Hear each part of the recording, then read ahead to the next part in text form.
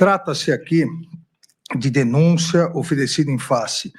de Jair Messias Bolsonaro pelos crimes de liderar organização criminosa armada, tentativa de abolição violenta do Estado de Direito, golpe de Estado, dano qualificado pela violência e grave ameaça, observadas ainda as regras do concurso de pessoas e concurso material, além de denúncia oferecida em face de Alexandre Ramagem, Almir Garnier Santos, Anderson Gustavo Torres, Augusto Heleno Ribeiro Pereira, Mauro César Barbosa Cid, Paulo Sérgio Nogueira de Oliveira, Walter Souza Braga Neto. Em relação a todos esses, a denúncia foi oferecida pela prática das condutas de organização criminosa armada, tentativa de abolição violenta do Estado Democrático de Direito, golpe de Estado, dano qualificado pela violência e grave ameaça e deterioração do patrimônio tombado, também sobre as regras do concurso de pessoas e concurso material. De acordo com a denúncia oferecida pela Procuradoria-Geral da República, os fatos criminosos são, ou a descrição dos fatos criminosos, a descrição é a seguinte: diz a Procuradoria-Geral da República: a responsabilidade pelos atos lesivos à ordem democrática recai sobre organização criminosa liderada por Jair Messias Bolsonaro, baseada em projeto autoritário de poder, enraizada na própria estrutura do Estado e com forte influência de setores militares. A organização se desenvolveu em ordem hierárquica e com divisão das tarefas preponderantes entre seus integrantes. Jair Messias Bolsonaro, junto com Alexandre Rodrigues Ramagem, Almir Garnier Santos, Anderson Gustavo Torres, Augusto Heleno Ribeiro Pereira, Paulo Sérgio Nogueira e Walter Souza Braga Neto, continua a Procuradoria-Geral da República, integrantes do alto escalão do governo federal e das Forças Armadas, formaram o núcleo crucial da organização criminosa, mesmo tendo havido adesão em momentos distintos. Deles partiram as principais decisões e ações de impacto social que serão narradas nessa denúncia. Mauro César Barbosa Cid, embora com menor autonomia decisória, também fazia parte desse núcleo, atuando como porta-voz de Jair Messias Bolsonaro e transmitindo orientações aos demais membros do grupo. Na sequência, a Procuradoria-Geral da República continua: a natureza estável e permanente da organização criminosa é evidente em sua ação progressiva e coordenada, que se iniciou em julho de 2021 e se estendeu até janeiro de 2023. As práticas da organização caracterizaram-se por uma série de atos dolosos ordenados a abolição do Estado Democrático de Direito e a deposição do governo legitimamente eleito. A ação coordenada foi a estratégia adotada pelo grupo para perpetrar crimes contra as instituições democráticas, os quais não seriam viáveis por meio de um único ato violento. A complexidade da ruptura institucional demandou um iter criminis mais distendido, em que se incorporavam narrativas contrárias às instituições democráticas, a promoção de instabilidade social e a instigação e cometimento de violência contra os poderes em vigor. A consumação do crime do artigo 359-M do Código Penal, tentar depor, por meio de violência ou grave ameaça, o governo legitimamente constituído, ocorreu por meio de sequência de atos que visavam romper a normalidade do processo sucessório. Esse propósito ficou evidenciado nos ataques recorrentes ao processo eleitoral, na manipulação indevida das forças de segurança pública para interferir na escolha popular, bem como na convocação do alto comando do Exército para obter apoio militar à decretação que formalizaria o golpe. Continua a Procuradoria-Geral da República expondo que a organização criminosa seguiu todos os passos necessários para depor o governo legitimamente eleito, objetivo que, buscado com todo o empenho e realizações de atos concretos em seu benefício, não se concretizou por circunstância que as atividades dos denunciados não conseguiram superar a resistência dos comandantes do Exército e da Aeronáutica às medidas de exceção. Os denunciados também encadearam ações para abolir violentamente o Estado Democrático de Direito. Minaram em manobras sucessivas e articuladas os poderes constitucionais diante da opinião pública e incitaram a violência contra suas estruturas. As instituições democráticas foram vulneradas em pronunciamentos públicos agressivos e ataques virtuais, proporcionados pela utilização indevida da estrutura de inteligência do Estado. O ímpeto de violência da população contra o Poder Judiciário foi exacerbado pela manipulação de notícias eleitorais baseadas em dados falsos. Ações de monitoramento contra autoridades públicas colocaram em risco iminente o pleno exercício dos poderes constitucionais. Os alvos escolhidos pela organização criminosa somente não foram violentamente neutralizados devido à falta de apoio do alto comando do Exército ao decreto golpista, que previa expressamente medidas de interferência nos poderes constitucionais. As ações progressivas e coordenadas da organização criminosa culminaram no 8 de janeiro de 2023. Ato final voltado à deposição do governo eleito e à abolição das estruturas democráticas. Os denunciados programaram essa ação social violenta com o objetivo de forçar a intervenção das Forças Armadas e justificar um estado de exceção.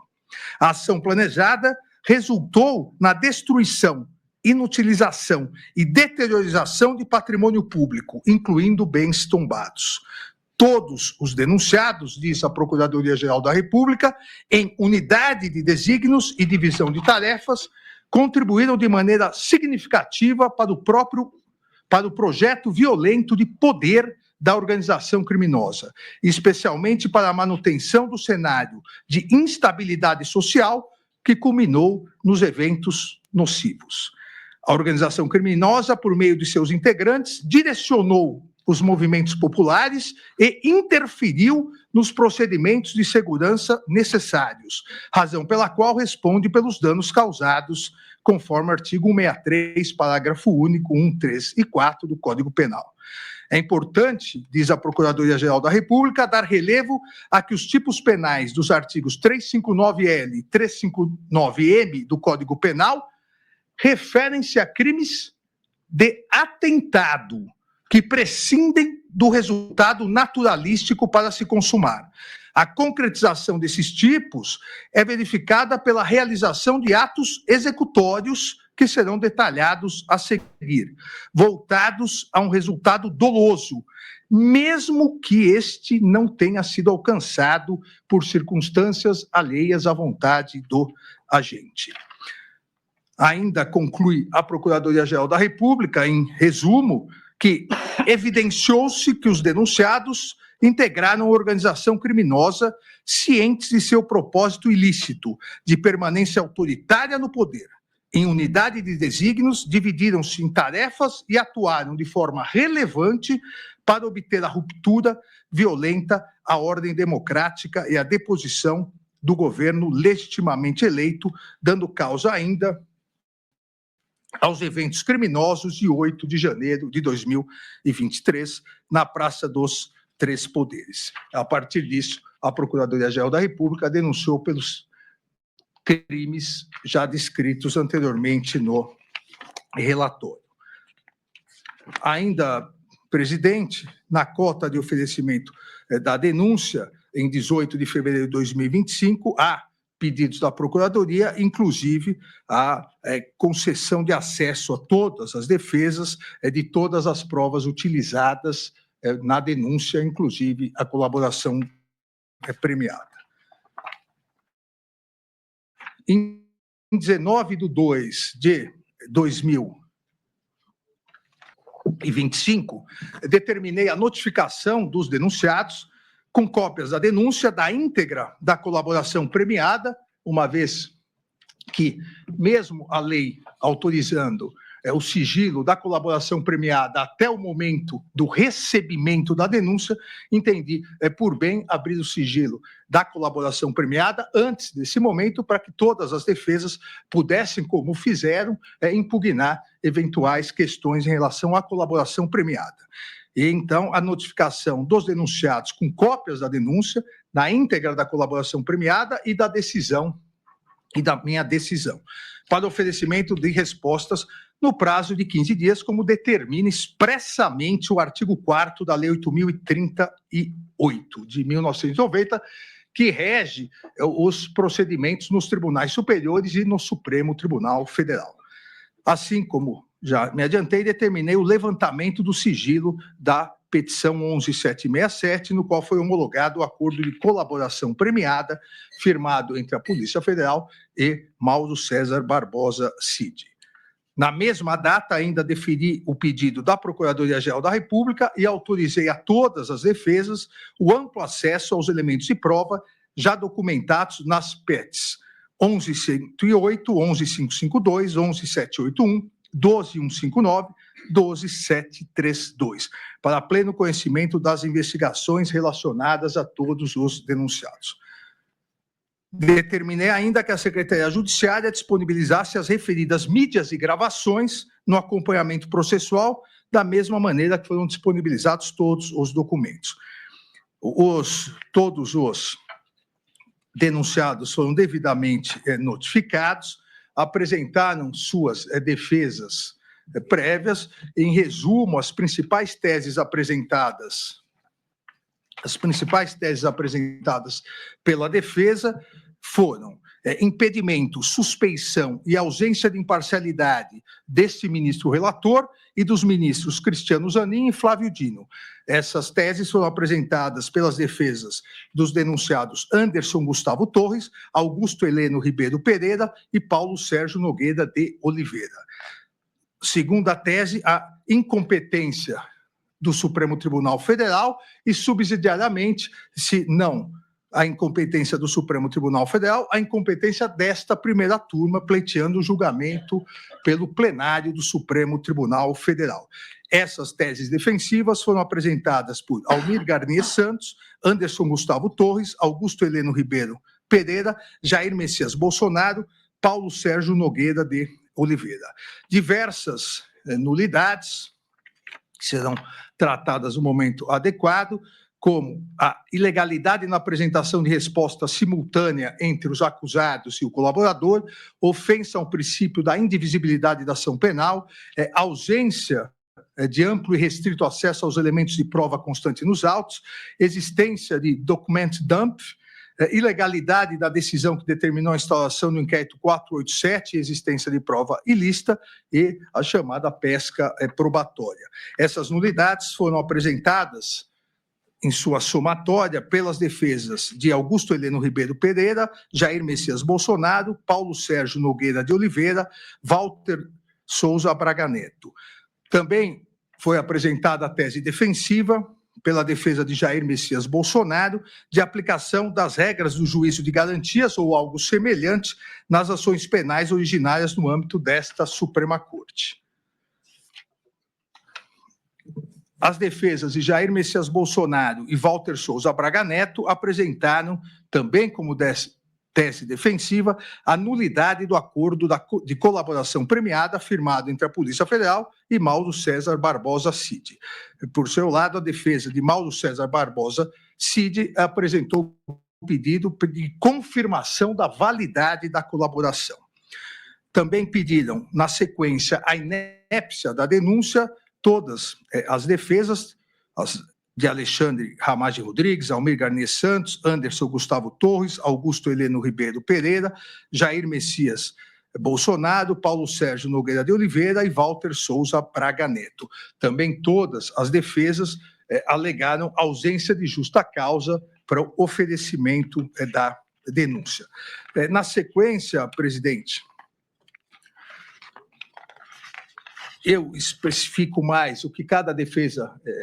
justificou, fundamentou em relação a todos esses pontos, mas como os advogados estão aí todos farão sustentações orais, eles poderão detalhar com melhor clareza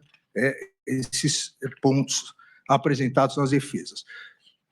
Quase todas as defesas apresentaram, menos uma, apresentaram testemunhas, e 3 das defesas apresentaram documentos. Em virtude da apresentação desses documentos,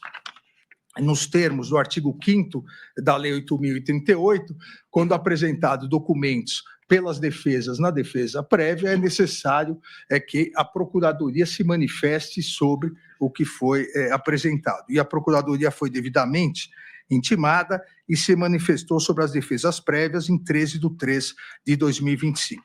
Da mesma forma, presidente, como o excelentíssimo Procurador-Geral da República fará a sustentação oral, ele melhor explicará seu posicionamento sobre isso. Ainda, presidente, e é importante aqui ressaltar, durante esse procedimento, a partir do oferecimento da denúncia, as defesas apresentaram diversos requerimentos. Em 20/2/2025, a defesa do denunciado Jair Messias Bolsonaro requereu a suspensão e devolução do prazo até que a defesa tivesse acesso à integralidade da prova, a intimação da autoridade policial para que constatasse elementos angariados não foram fornecidos à defesa, devolução do prazo, suspensão do prazo de 83 dias e, subsidiariamente, prazo em dobro. Indeferir o requerimento formulado pela defesa do denunciado Jair Messias Bolsonaro, uma vez, e consta no relatório aqui a íntegra da decisão, uma vez que o amplo e integral acesso aos elementos de prova já documentados e que foram utilizados pela Procuradoria-Geral da República no oferecimento da denúncia, já estava garantido a todas as defesas, bem como já havia autorizado excepcionalmente e antecipadamente, inclusive, o acesso à colaboração, indeferir os pedidos de concessão de prazo de 83 dias ou prazo em dobro, uma vez que não há previsão legal para tanto. Ainda, presidente, indeferiu pedido formulado pela defesa em relação à ausência de provas, ausência de acesso a provas, inclusive em despacho realizado no dia de 26 de 2025, no Salão Branco dessa Suprema Corte, com o advogado de Jair Messias Bolsonaro, que não teria tido acesso à comunicação entre Mário Fernandes e Mauro César Barbosa Cid, detalhei na decisão, inclusive indicando o acesso, onde estava o acesso, repito, utilizado e juntado nos autos e utilizado pela Procuradoria-Geral da República para o oferecimento da denúncia. E transcrevo no relatório todo esse acesso, um tutorial de acesso às provas que a defesa diz não ter tido acesso. Da mesma forma, em 25/2/2020, requerimentos, tanto em relação a um suposto, a inexistência de um suposto não acesso, não acessibilidade às provas, quanto de uma devolução do prazo ou prazo em dobro. Da mesma forma, que os mesmos fundamentos em deferir, consta no relatório detalhadamente as questões de indeferimento, que deixarei de ler, presidente, uma vez que essa é uma das teses defensivas e, no momento adequado, na votação, eu detalharei mais especificamente. As defesas de Jair Messias Bolsonaro e Walter Souza Braga Neto interpuseram agravo regimental contra as decisões de indeferimento, abrir vista aos autos para a Procuradoria-Geral da República, mas vamos decidir hoje essas questões. Em conclusão, presidente,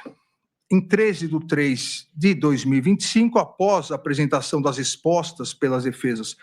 dos acusados, assim como a manifestação da Procuradoria-Geral da República, solicitei, nos termos do artigo 234 do Regimento Interno do Supremo Tribunal Federal, a Vossa Excelência, dia para julgamento presencial para deliberação sobre a denúncia oferecida pelo Procurador-Geral da República em face do denominado Núcleo 1, o núcleo da organização criminosa que, baseado em projeto autoritário, enraizada na estrutura do Estado e com forte influência de setores militares, com divisão de tarefas e com uma série de atos dolosos, visou a abolição do Estado democrático de direito e a deposição do governo legitimamente eleito. A denúncia oferecida em face de Alexandre Ramagem, Almir Garnier Santos, Anderson Gustavo Torres, Augusto Heleno Ribeiro, Jair Messias Bolsonaro, Mauro César Barbosa Cid, Paulo Sérgio Nogueira de Oliveira e Walter Souza Braga Neto. A presidência da primeira turma agendou as sessões extraordinárias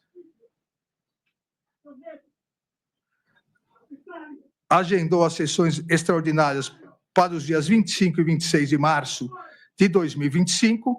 com início às 9h30 e término às 12h30, bem como manteve a convocação da sessão ordinária para dia 25 de março à tarde e sessão extraordinária para o dia 26. É o relatório, presidente. Obrigado, ministro Alexandre de Moraes.